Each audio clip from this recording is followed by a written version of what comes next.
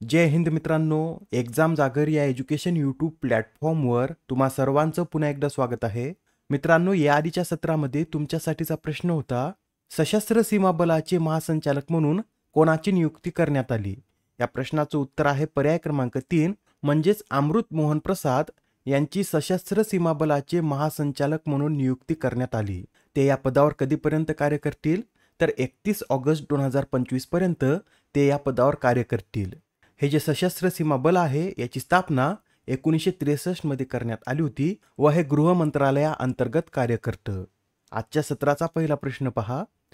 नुकत्याच प्रकाशित करण्यात आलेल्या एशिया पॉवर इंडेक्स 2024 रँकिंगमध्ये भारत कितव्या स्थानी आहे? आता ही जी एशिया पॉवर इंडेक्स रँकिंग आहे यामध्ये आपला भारत 3ऱ्या क्रमांकावर आहे. याआधी 2023 साली याच रँकिंगमध्ये आपला भारत 4थ्या स्थानावर होता, पण यंदा आता भारतानं जपानला मागे टाकत या रँकिंगमध्ये 3रं स्थान पटकावलं आहे. भारताला यात एकूण किती गुण देण्यात आलेत? तर 39.1 इतके गुण भारताला यात देण्यात आलेत. हा जो इंडेक्स आहे यात देशांच्या ताकदीचं मूल्यांकन करण्यात येतं. यासाठी 8 थीमॅटिक उपाय व 131 निर्देशकांचा उपयोग केला जातो. पहिल्यांदा हा इंडेक्स कधी प्रकाशित करण्यात आला? तर 2018 मध्ये पहिल्यांदा हा इंडेक्स प्रकाशित करण्यात आला. या इंडेक्सशी संबंधित इतर सुद्धा पॉइंट नोट करून घ्या. आता हा इंडेक्स पाहिल्यानंतर पहिला प्रश्न हा निर्माण होतो की हा इंडेक्स कोणाद्वारे प्रकाशित केला जातो? तर हा जो इंडेक्स आहे हा ऑस्ट्रेलियन थिंक टँक लोवी इन्स्टिट्यूटद्वारे प्रकाशित केला जातो व यंदाच्या या 2024च्या इंडेक्समध्ये 81.7 गुणासह अमेरिका प्रथम स्थानावर आहे, तर चीन 72.7 गुणासह दुसऱ्या क्रमांकावर आहे. या अहवालात एकूण किती देशांचा अभ्यास करण्यात आला? तर या अहवालात एकूण 27 देशांचा अभ्यास करण्यात आला असून या 27व्या क्रमांकावर पापुआ न्यू गिनी हा देश आहे. मित्रांनो, या अहवालानुसार एकूण किती देश महाशक्ती आहेत? तर या अहवालानुसार अमेरिका आणि चीन हे दोनच देश महाशक्ती आहेत. आपला जो भारत आहे हा यात मिडल पॉवर गटात आहे. प्रश्न क्रमांक 2. श्रीलंकेच्या 3ऱ्या महिला पंतप्रधान कोण बनल्या आहेत? तर आता श्रीलंका या देशाच्या 3ऱ्या महिला पंतप्रधान या हरिनी अमरसूर्या या बनल्या आहेत. कोण बनल्या आहेत? तर हरिनी अमरसूर्या असं यांचं नाव असून त्या श्रीलंकेच्या 3ऱ्या महिला तर एकूण 16व्या पंतप्रधान बनल्या आहेत. श्रीलंकेच्या पहिल्या महिला पंतप्रधान कोण असं जर विचारलं तर सिरिमाओ भंडारनायके या श्रीलंकेच्या पहिल्या महिला पंतप्रधान आहेत. येथे एक छोटासा पॉइंट नोट करून घ्या. या ज्या सिरिमाओ भंडारनायके आहेत या जगातील पंतप्रधान बनणाऱ्या पहिल्या महिला आहेत. त्या 1960 मध्ये श्रीलंकेच्या पंतप्रधान बनल्या होत्या. त्यानंतर 2000 साली पुन्हा त्या श्रीलंकेच्या पंतप्रधान बनलेल्या आहेत. त्यांच्या ज्या कन्या चंद्रिका भंडारनायके कुमारटुंगा आहेत यांनी सुद्धा श्रीलंकेचं पंतप्रधान पद भूषवलं आहे व त्या श्रीलंकेच्या पंतप्रधान बनणाऱ्या दुसऱ्या महिला होत्या. या हरिनी अमरसूर्या यांना पंतप्रधान पदाची शपथ कोणी दिली? तर श्रीलंकेचे पहिले मार्क्सवादी अध्यक्ष अनुरा दिसनायके यांनी त्यांना पदाची शपथ दिली आहे. आपण कालच्या सत्रामध्ये पाहिलं होतं की अरुणा दिसनायके हे श्रीलंकेचे 9वे राष्ट्रपती ठरले आहेत. हरिनी अमरसूर्या यांचा भारताशी चांगला संबंध आहे. त्यांच्याविषयी सांगायचं झालं तर त्यांनी आपलं महाविद्यालयीन शिक्षण दिल्ली विद्यापीठातून पूर्ण केलं आहे. 90च्या दशकात दिल्लीतील हिंदू महाविद्यालयातून त्यांनी आपलं शिक्षण घेतलं होतं. त्यानंतर 1991 ते 1994 या काळात त्यांनी दिल्ली विद्यापीठातून समाजशास्त्र या विषयातून पदवी मिळवली आहे. कोणत्या विषयातून? तर समाजशास्त्र या विषयातून त्यांनी पदवी मिळवलेली आहे. दिल्ली विद्यापीठाच्या त्या पहिल्या हेड ऑफ स्टेट देखील होत्या. आता हा प्रश्न पहा. अलीकडेच कोणत्या देशाने पुरुषांचे निवृत्ती वय हे 60 वर्षावरून 63 वर्ष केलं आहे? तर मित्रांनो, चीन या देशाने आता पुरुषांचे निवृत्ती वय हे 60 वरून 63 वर्ष केलं आहे. यासह चीनने महिलांचे निवृत्ती वय 55 वरून 58 वर्ष केलं आहे. बरं, चीनमध्ये हे निवृत्ती वय का वाढवण्यात येत आहे? तर वाढत्या पेन्शनचा भार कमी करण्यासाठी चीन सरकारला हा निर्णय घ्यावा लागला आहे. चीनविषयी एक्स्ट्रा माहिती सुद्धा नोट करून घ्या. भारत आणि चीन या दोन्ही देशांमध्ये एकूण 3488 किलोमीटरची सीमा संलग्न आहे व भारतातील लडाख, हिमाचल प्रदेश, उत्तराखंड, सिक्कीम आणि अरुणाचल प्रदेश या राज्याच्या सीमा चीन या देशाशी संलग्न आहेत. ठीक आहे, तर आता प्रश्न क्रमांक 4 पहा. विमान वाहतूक मंत्रालयाकडून मंजुरी मिळालेल्या उत्तर प्रदेशातील पहिल्या विमान कंपनीचं नाव काय आहे? तर आता विमान वाहतूक मंत्रालयाकडून उत्तर प्रदेशातील पहिल्या विमान सेवेला मंजुरी देण्यात आली असून त्या विमान सेवेचं नाव शंख एअर असं आहे. काय आहे? तर शंख एअर असं या सेवेचं नाव आहे. व ही जी एअर सेवा आहे ही कोणत्या कंपनीद्वारे सुरू करण्यात आली? तर शंख एव्हिएशन प्रायव्हेट लिमिटेड या कंपनीद्वारे ही सेवा सुरू करण्यात आली असून या कंपनीला 3 वर्षासाठी ना हरकत प्रमाणपत्र देण्यात आलं आहे. प्रश्न क्रमांक 5वा.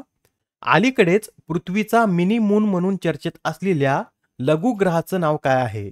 या प्रश्नाचं उत्तर आहे पर्याय क्रमांक 2 म्हणजेच या लघुग्रहाचं नाव हे 2024 PT5 असं आहे. काय आहे? तर 2024 PT5 असं या लघुग्रहाचं नाव आहे. बरं, या लघुग्रहाला पृथ्वीचा मिनी मून का म्हणण्यात येत आहे? तर हा लघुग्रह 29 सप्टेंबर ते 25 नोव्हेंबर या कालावधीत पृथ्वीच्या कक्षेत येऊन पृथ्वीला आपल्या चंद्राप्रमाणेच प्रदक्षिणा घालणार आहे. त्यासाठी या लघुग्रहाला पृथ्वीचा मिनी मून म्हणण्यात येत आहे. हा जो लघुग्रह आहे हा अर्जुन लघुग्रहाच्या पट्ट्यातून आला असून याचा व्यास 10 मीटर इतका आहे. या न्यूज बरोबरच हे जीके पॉइंट सुद्धा नोट करून घ्या. सध्या आपल्या सौरमालिकेत कोणत्या ग्रहाला हे सर्वाधिक चंद्र आहेत? तर शनी या ग्रहाला सर्वाधिक 145 चंद्र आहेत. त्यानंतर गुरु हा ग्रह 95 चंद्रासह दुसऱ्या स्थानी आहे. युरेनस 27 तिसऱ्या, नेपच्यूनला 14 चंद्र आहेत, तर प्लुटोला 5 चंद्र आहेत. शुक्र आणि बुध या ग्रहांना एकही चंद्र नाहीत. आणि मंगळ ग्रहाची 2 चंद्र आहेत, त्यांची नावे लक्षात ठेवा. त्यांची नावे फोबोस आणि डेमोस ही आहेत. आता प्रश्न क्रमांक 6 पहा. खालीलपैकी कोणत्या संस्थेने कॅन्सर मूनशॉट हा उपक्रम सुरू केला? तर हा जो कॅन्सर मूनशॉट उपक्रम आहे हा क्वाड या संघटनेकडून सुरू करण्यात आला आहे. हा जो उपक्रम आहे याचा शुभारंभ क्वाड देशाच्या 6व्या शिखर परिषदेत करण्यात आला असून ही जी क्वाड देशाची 6वी शिखर परिषद आहे ही कुठे आयोजित करण्यात आली होती? तर याचं आयोजन अमेरिकेतील डेलावेअर मधील विलिंग्टन येथे करण्यात आलं होतं. बरं, या कॅन्सर मूनशॉट उपक्रमाची सुरुवात कशासाठी करण्यात आली? तर गर्भाशय मुखाच्या कर्करोगाशी लढा देत हिंद प्रशांत क्षेत्रातील नागरिकांच्या जीवांचे संरक्षण करण्यासाठी या उपक्रमाची घोषणा करण्यात आली. या उपक्रमाअंतर्गत गर्भाशयाच्या मुखाच्या कर्करोगाच्या तपासणीचा विस्तार करण्यात येणार आहे व मानवी पॅपिलोमा व्हायरस विरुद्ध लसीकरण वाढविणे आणि रुग्णांवर उपचार करणे यावर यात लक्ष केंद्रित केलं जाईल. या उपक्रमाअंतर्गत इंडो पॅसिफिक प्रदेशात कर्करोग चाचणी, तपासणी आणि निदानासाठी आपल्या भारतातर्फे 7.5 दशलक्ष अमेरिकन डॉलरचे योगदान देण्यात येणार आहे. क्वाड विषयी हे नोट करून घ्या. क्वाडमध्ये ऑस्ट्रेलिया, भारत, जपान आणि अमेरिका या 4 देशांचा समावेश असून जपानचे माजी पंतप्रधान शिंजो आबे यांनी 2007 मध्ये अशा गटाची कल्पना मांडली होती व या क्वाडची पहिली परिषद 2021 मध्ये अमेरिकेतील वॉशिंग्टन मध्ये पार पडली होती. नेक्स्ट क्वेश्चन पहा. संयुक्त राष्ट्राच्या इंटर एजन्सी टास्क फोर्स पुरस्काराने कोणत्या भारतीय संस्थेला सन्मानित करण्यात आले? या प्रश्नाचं उत्तर आहे पर्याय क्रमांक 3 म्हणजे संयुक्त राष्ट्राच्या इंटर एजन्सी टास्क फोर्स पुरस्काराने ICMR या संस्थेला सन्मानित करण्यात आलं. हा पुरस्कार या संस्थेला कशासाठी देण्यात आला? तर असंसर्गजन्य आजारावर नियंत्रण मिळवण्यात यश मिळवल्याबद्दल या संस्थेला या पुरस्काराने सन्मानित करण्यात आलं. ICMRचं फुल फॉर्म नोट करून घ्या. ICMR म्हणजे Indian council of medical research. याची निर्मिती 1911 मध्ये IRFA म्हणून करण्यात आली होती व 1949 मध्ये याचं नामकरण ICMR असं करण्यात आलेलं आहे. याचं मुख्यालय नवी दिल्लीत स्थित आहे. प्रश्न क्रमांक 8 मित्रांनो, अलीकडेच एक देश एक निवडणूक पुन्हा चर्चेमध्ये आली होती. तर या एक देश एक निवडणुकीवर विचार करण्यासाठी कोणाच्या अध्यक्षतेखाली समिती स्थापन करण्यात आली होती? तर या एक देश एक निवडणुकीवर विचार करण्यासाठी माजी राष्ट्रपती रामनाथ कोविंद यांच्या अध्यक्षतेखाली एक समिती स्थापन करण्यात आली होती. बरं, सध्या एक देश एक निवडणूक का चर्चेमध्ये आला आहे? तर नुकतेच केंद्रीय मंत्रिमंडळाने देशात लोकसभेसोबत विधानसभा निवडणुका घेण्याच्या प्रस्तावाला मंजुरी दिली आहे. त्यासाठी एक देश एक निवडणूक पुन्हा चर्चेमध्ये आला आहे. आता या मुद्द्याचा विचार करण्यासाठी जी समिती होती त्या संबंधित काही पॉइंट आपल्याला माहित असणं आवश्यक आहे. तर नोट करून घ्या. ही जी समिती आहे याची स्थापना 2 सप्टेंबर 2023 मध्ये करण्यात आली होती. यात एकूण 8 सदस्य आहेत व या समितीने 14 मार्च रोजी आपला अहवाल राष्ट्रपतीकडे सोपविलेला आहे. या समितीची पहिली बैठक कधी पार पडली होती? तर 23 सप्टेंबर 2023 रोजी या समितीची पहिली बैठक पार पडली होती व या समितीने एकूण 18,626 पानांचा अहवाल तयार केला आहे. या समितीमध्ये जे सदस्य आहेत त्यांची नावे नोट करून घ्या. यात हरीश साळवे, अमित शहा, आदिर रंजन चौधरी, गुलाब नबी, NK सिंह, सुभाष कश्यप व संजय कोठारी यांचा समावेश आहे. बरं, एक्झाम मध्ये आपल्याला असे विचारलं जाऊ शकतं की या समितीने किती देशांच्या निवडणूक प्रक्रियांचा अभ्यास केला? तर या समितीने एकूण 7 देशांच्या निवडणूक प्रक्रियांचा अभ्यास केला असून यात Sweden, Belgium, Germany, Japan, Philippines, Indonesia व दक्षिण आफ्रिका या देशांचा समावेश आहे. प्रश्न क्रमांक 9. नॅशनल क्राईम रेकॉर्ड ब्युरोचे संचालक म्हणून कोणाची नियुक्ती करण्यात आली? तर आता नॅशनल क्राईम रेकॉर्ड ब्युरोचे नवीन संचालक म्हणून आलोक रंजन यांची नियुक्ती करण्यात आली आहे. हे जे आलोक रंजन आहेत हे मध्य प्रदेश कॅडरचे 1991 बॅचचे अधिकारी असून ते आता NCRBचे संचालक म्हणून 30 जून 2026 पर्यंत कार्य करतील. बरं, या NCRBची स्थापना कधी करण्यात आली होती? तर या NCRBची स्थापना टंडन समितीच्या शिफारसीवरून 1986 मध्ये करण्यात आली होती व या NCRBचं बोधवाक्य empowering Indian police with information technology असं आहे. आलोक रंजन यांच्याबरोबर अजून 2 नियुक्त्या करण्यात आल्या आहेत, त्या सुद्धा नोट करून घ्या. आता वितुल कुमार यांची CRPF मध्ये विशेष महासंचालक म्हणून नियुक्ती करण्यात आली आहे. ते या पदावर 31 ऑगस्ट 2028 पर्यंत कार्य करतील. तसेच आर प्रसाद मीना हे 31 जुलै 2025 पर्यंत BSF मध्ये विशेष महासंचालक म्हणून कार्य करतील. नेक्स्ट क्वेश्चन पहा. दरवर्षी जागतिक गर्भनिरोधक दिन कधी साजरा केला जातो? तर हा जो जागतिक गर्भनिरोधक दिन आहे हा दरवर्षी 26 सप्टेंबर रोजी साजरा केला जातो. पहिल्यांदा हा दिवस 2007 मध्ये आयोजित करण्यात आला होता.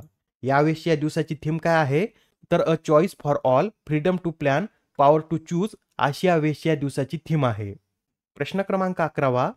बायोटेक्नॉलॉजी क्षेत्रात स्टार्टअपसाठी इकोसिस्टीमचा प्रसार आणि संवर्धन करण्यासाठी कोणती योजना लॉन्च करण्यात आली? तर आता बायोटेक्नॉलॉजी क्षेत्रात स्टार्टअपसाठी इकोसिस्टीमचा प्रचार आणि संवर्धन करण्यासाठी बायोराईट ही योजना लॉन्च करण्यात आली. बायोराईटचं फुल फॉर्म काय आहे? तर biotechnology research, innovation and entrepreneurship development असे याचं पूर्ण स्वरूप आहे. या बायोराईट योजनेमध्ये जैवतंत्रज्ञान विभागाने 2 विद्यमान योजना विलीन केल्या असून त्या योजनांचं नाव काय आहे? तर जैवतंत्रज्ञान संशोधन आणि विकास व औद्योगिक आणि उद्योजकता विकास या 2 योजना या बायोराईड मध्ये विलीन करण्यात आल्या आहेत. ही जी बायोराईड योजना आहे ही 2025-26 पर्यंत सुरू राहील. प्रश्न क्रमांक 12. भारताच्या केंद्रीय मंत्रिमंडळाने शुक्राचा अभ्यास करण्यासाठी व्हीनस ऑर्बिटर मिशनला मंजुरी दिली, तर हे मिशन कोणत्या साली लॉन्च करण्याचं नियोजित आहे? या प्रश्नाचं योग्य उत्तर आहे पर्याय क्रमांक 4. म्हणजेच हे व्योम मिशन 2028 साली लॉन्च करण्याचं नियोजित आहे. या मिशनसाठी केंद्र सरकारने एकूण 1236 कोटी रुपयांची तरतूद केली असून यापैकी 824 कोटी रुपये अंतराळयानावरच खर्च करण्यात येणार आहेत. मित्रांनो, हा जो शुक्र ग्रह आहे हा पृथ्वीच्या सर्वात जवळचा ग्रह असून सध्या या ग्रहाचं तापमान हे 475 अंश सेल्सिअस इतकं उच्च आहे. या मिशन बरोबरच केंद्र सरकारने चंद्रयान 4 या मिशनला सुद्धा मंजुरी दिली आहे. चंद्रयान 4 मिशन 2027 साली प्रक्षेपित करणे अपेक्षित असून या मिशन अंतर्गत चंद्राचे नमुने पृथ्वीवर आणण्याचं उद्दिष्ट आहे.